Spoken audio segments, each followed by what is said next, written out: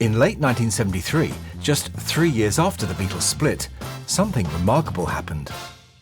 Ringo Starr released an album that didn't just surprise the critics, it brought all four Beatles back together again. Almost. Remembered for its good time feel and timeless hits like Photograph and You're 16, this was the record that proved Ringo could do it all. And, for a moment, reminded the world that the Beatles' magic wasn't completely gone. And now, with a brand new coloured vinyl edition just released, it's the perfect time to revisit this joyful, star-studded album, to look at how it was made, who played on it, and why it remains Ringo's greatest solo statement.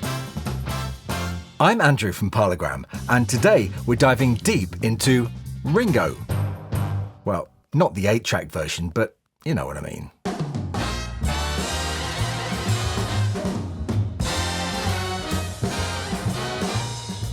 After the Beatles' breakup, Ringo's solo career took some unusual turns. In March 1970, he released Sentimental Journey, a nostalgic collection of 1940s standards inspired by his family's favourite songs. That was followed in September of the same year by Beaucoups of Blues. Recorded in Nashville with producer Pete Drake and a top team of country session players, this sincere and good-natured country album left critics and the public scratching their heads. But the success of his singles, It Don't Come Easy in 1971 and Back Off Boogaloo the following year, convinced him that his next album should be straightforward pop, and something that could stand alongside John's Imagine or George's Living in the Material World.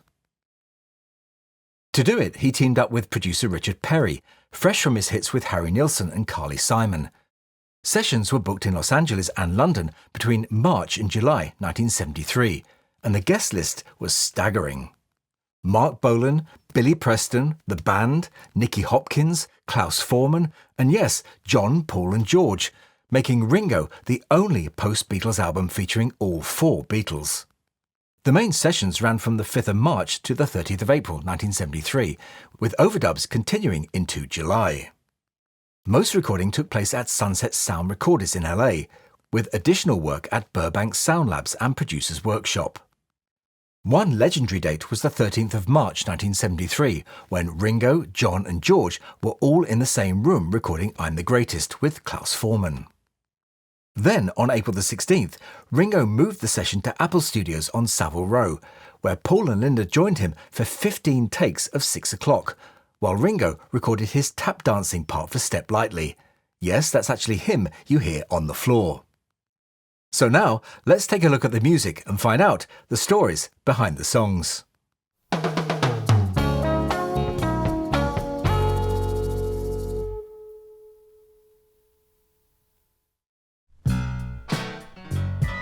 The album opens fittingly with John Lennon's composition I'm the Greatest.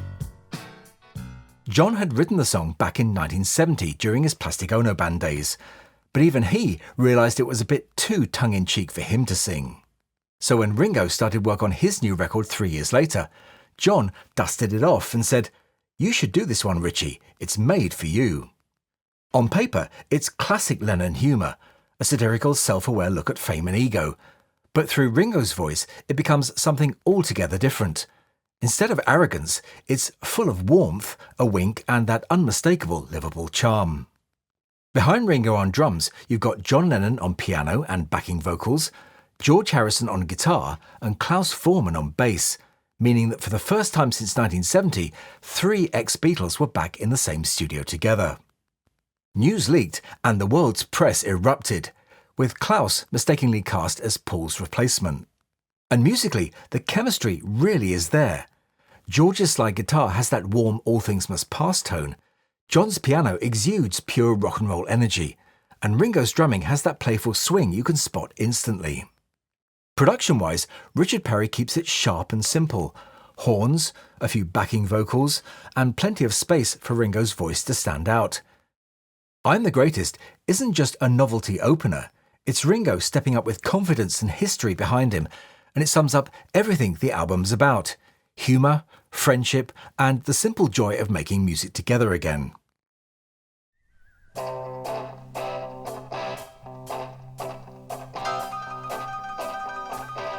Have You Seen My Baby is one of the album's more offbeat moments. A cover of a Randy Newman song that demonstrates Ringo's instinct for selecting unusual material. Newman's original had a sardonic edge, but Ringo and producer Richard Perry turn it into a swaggering rock track, complete with a distinctive cameo from Mark Bolan, whose fuzzy tone gives the song a glam rock shimmer that places it squarely in 1973. It's an unexpected choice, but it works, bridging Ringo's love of early rock and roll with the modern sound of the era and proving he wasn't afraid to stretch beyond. Track 3 is the big one. Not just Ringo's first US #1, but the song that's come to define his entire solo career. Ringo and George wrote it together while holidaying in the south of France in 1971, long before the album came together. They initially tried it during the Living in the Material World sessions, but it didn't truly find its place until now. Richard Perry's production and a full complement of Los Angeles session players turned it into a masterpiece. It's a song about loss and memory, but it's never self-pitying, the kind of emotional directness Ringo could deliver better than any of the others. George's fingerprints are all over it. That liquid slide guitar tone, that careful harmonic structure, and the sense of melody that made his solo work so distinctive. The production nods to Phil Spector's wall of sound, echoing horns, layered vocals, strings, and that huge drum sound that still feels cinematic. It's probably the most Beatles-sounding solo track any of them ever made. Not because it copies them, but because it captures the same chemistry. You can almost hear the friendship behind it. Photograph's B-side, Down and Out, was recorded during the Ringo sessions, but left off the album. Written solely by Ringo, it's a loose, blues-infused rocker, driven by his own drumming, and a raw, live-in-the-studio vibe. Lyrically, it's simple and self-deprecating, Ringo poking fun at himself as the down-and-out underdog who still keeps smiling. When it was released as a single, Photograph reached #1 in the US and top 10 across Europe. It earned Ringo gold records, rave reviews, and something more valuable, respect as a recording artist in his own right. It's also one of the few songs from the early 70s that he still performs in almost every concert today.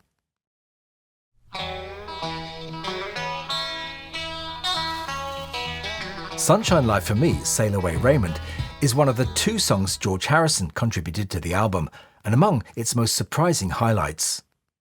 George had written it a year earlier while in Ireland, attempting to escape the chaos of Apple's business dealings. The Raymond in the title referred to Apple accountant Ray Cooper, who later became a regular percussionist for both George and Ringo, and the lyric Sail Away Raymond was George's way of telling him to leave the stress behind. Musically, it's a delight, a relaxed, stomping country folk jam featuring members of the band, Levon Helm, Rick Danko, Robbie Robertson, and Garth Hudson. Ringo's vocal fits perfectly, relaxed, half-spoken, like he's leading a sing-along rather than cutting a pop record. It's a perfect example of his knack for finding the fun in a song. George's version of the song, featuring Ringo and members of the band, was issued as a bonus 45 in the 50th anniversary box set edition of the Living in the Material World album in November 2024. Next up is You're 16, which became the album's second #1 hit, and one of the most recognisable songs Ringo ever recorded. The song wasn't new, it was written back in 1960 by the Sherman Brothers, the same duo later known for Disney classics like Mary Poppins and The Jungle Book. It was originally a hit for Johnny Bennett, and in that early 60s teen idol context, it was simply a pop tune about young love. But it's important to remember that this was intended as a nostalgic throwback, part of the album's mix of vintage rock and roll and good time pop. Nobody saw it as anything more than that, a light-hearted nod to the early days of music Ringo grew up loving. Still, when you look at it through a modern lens, it's one of those moments that reminds you how much times and perceptions have changed. And it's a song he hasn't performed live since 2019. Musically, though, it's irresistible. Richard Perry delivers a punchy, nearly cartoon-bright production. Hand claps, honking sax, and that kazoo-like solo? That's Paul McCartney, recorded with his voice run through a cup to get that buzzing sound. Linda adds backing vocals too, making this another quiet Beatles reunion of sorts. In early 1974, Your 16 hit #1 in the US, giving Ringo his second chart topper from the album, a feat no other ex-Beatle managed that year. It's playful, catchy, and completely of its time. Whether you hear it now as charming or dated, it's a fascinating snapshot of how Ringo balanced nostalgia with pop success, and how the most carefree moments on this record can spark bigger conversations today. 1973. Co-written with Ringo's longtime collaborator Vinnie Poncea, Oh My My opens up side 2 with a burst of energy and pure 70s swagger. It's a funky, horn-driven rocker powered by Billy Preston on keyboards and gospel-style backing vocals from Martha Reeves and Merry Clayton. Richard Perry's production gives it a bright, radio-friendly sheen, punchy brass, layered percussion, and that unmistakable LA groove. Released as a single in early 1974, it reached the US top 5, proving Ringo's success wasn't confined to nostalgia. More than anything, Oh My My shows how comfortable he'd become fronting a full-scale pop-rock production, confident, charismatic, and clearly having the time of his life.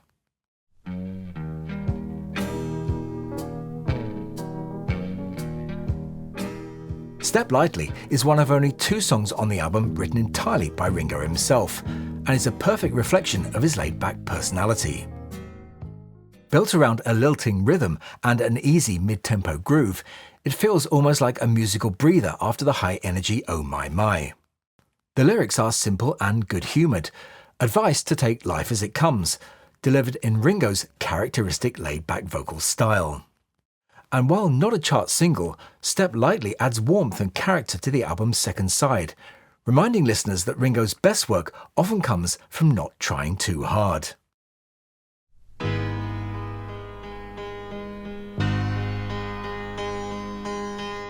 "6 O'Clock" is one of the most historically significant tracks on the album, as it reunites Ringo with Paul McCartney for the first time since the Beatles split. Written by Paul and Linda and recorded at Apple Studios in London on the 16th of April 1973, it was cut when Paul was unable to enter the US due to visa restrictions. Musically, it's classic McCartney, tuneful, melodic and slightly wistful, with Paul on piano and synthesizer and Linda providing harmonies. Ringo's vocal is warm and understated, perfectly matching the song's gentle optimism.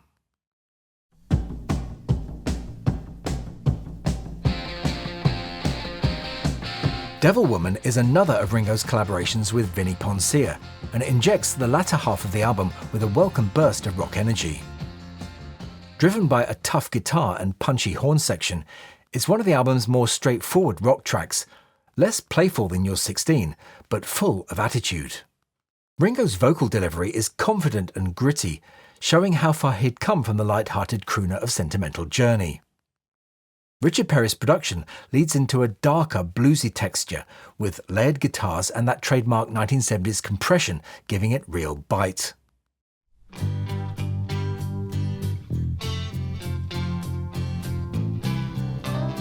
You and Me, Babe, closes the album on a perfectly fitting note, warm, humorous, and full of gratitude. Written by George Harrison and longtime Beatles road manager Mel Evans, it's both a gentle farewell and a kind of musical curtain call. George's guitar work adds a touch of elegance, while the song's easy swing feels like the band taking a final bow after the show.